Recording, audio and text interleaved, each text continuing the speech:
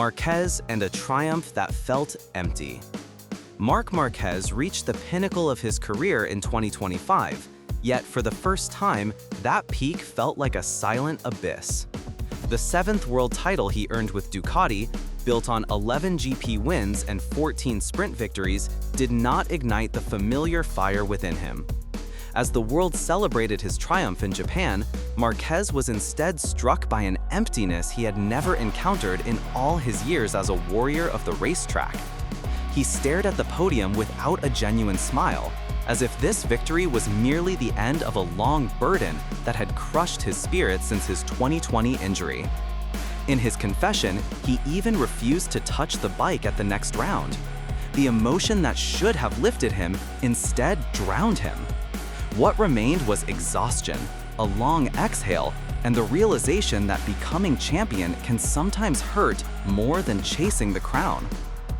A dark journey, from injury to a reckless decision. Marquez's emptiness did not appear out of nowhere. 5 years of surgeries, failures, and doubt had eroded him piece by piece. His 2020 injury was not just a broken bone, it was a broken identity. He underwent operation after operation, hoping each would be the last. Yet the pain never stopped haunting him. In 2023, he made one of the wildest decisions in MGP history, walking away from his Honda contract a year early, leaving millions behind and gambling everything on his future. Even more extreme, he dropped to satellite team Gresini in 2024 just to rediscover himself. That was the true cost of returning to the top, a cost that not even the 2025 championship was able to repay. The emotional whiplash. After the title, he collapsed inside. When Marquez revealed that the victory in Japan made him feel empty, the MotoGP world was stunned. This was not the Marquez who was always hungry, always asking, "Where's the next win?" He confessed that he lost the desire even to get out of bed and wear his racing suit. The victory, paradoxically, became the climax of years of emotional trauma, not a spark of joy. In his documentary, he said that in Indonesia, he didn't even want to touch the bike. The champion's soul, usually burning with fire, seemed to flicker out momentarily. But ironically, this emptiness revealed a truth fans often forget. Beneath the armor of a champion is a fragile human being. The 2026 Rebirth, a fire that hasn't gone out. Despite the emotional implosion, Marquez insists he is far from finished. He recognizes that this fatigue is temporary, a natural collapse after carrying years of weight. Winter, he says, will be his season of reconstruction, physically, mentally, and spiritually. The hunger is still there, he declares. That was the reassurance the paddock needed. Marquez is still Marquez. Even with a new shoulder injury caused by a first-lap clash with Bezzecchi, he now looks more determined than fragile. 2026 will not be a retreat, but a rebirth, one that may be even more dangerous for his rivals. Like a phoenix, Marquez always rises from the ashes. Bagnaia's suffering, Ducati's darkest drama. While Marquez soared back to glory, Pecco Bagnaia endured the most painful season of his career.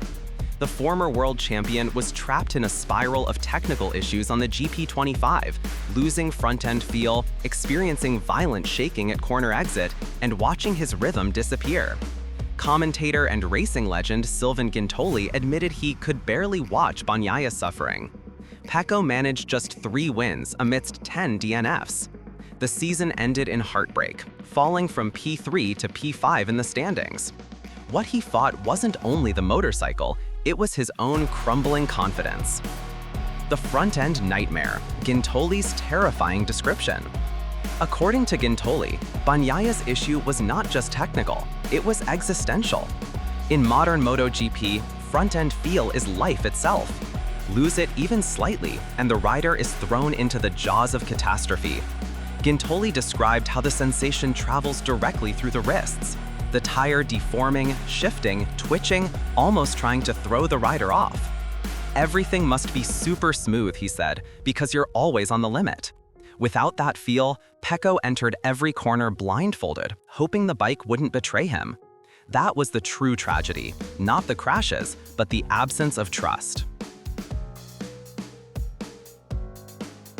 The Bulega project, Ducati's rising phenomenon. Amid the chaos, a new star emerged, Nicolo Bulega. Petrucci called him a phenomenon, and his 2025 WSB performance justified the praise. He fought toe-to-toe with Toprak, pushed limits, and displayed a level of racing intelligence rare for a young rider. Ducati immediately secured him as the MotoGP test rider for 2026 and likely a top-tier contender for 2027.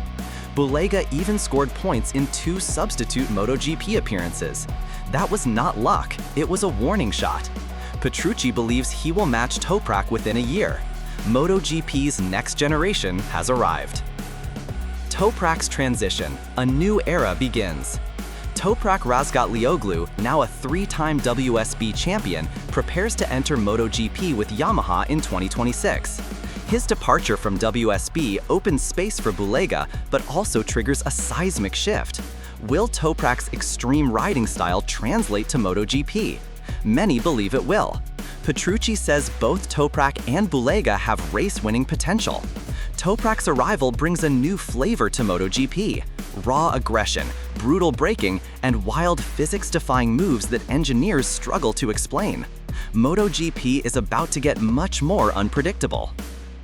KTM shocks the paddock. The 850cc era begins at Jerez.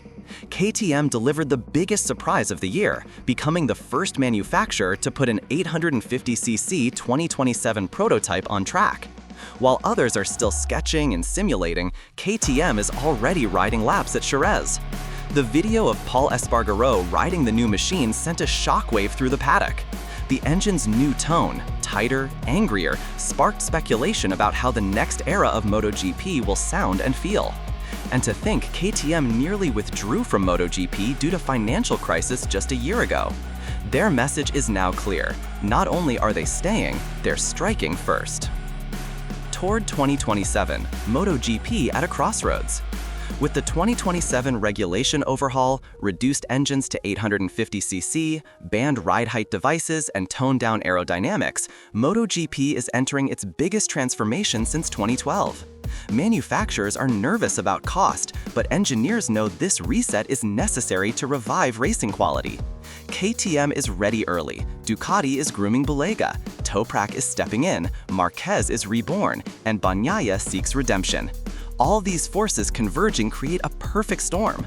The 2026-2020 seasons may become the most explosive in MotoGP history, a clash of generations, technologies, and human spirit at 350 km/h.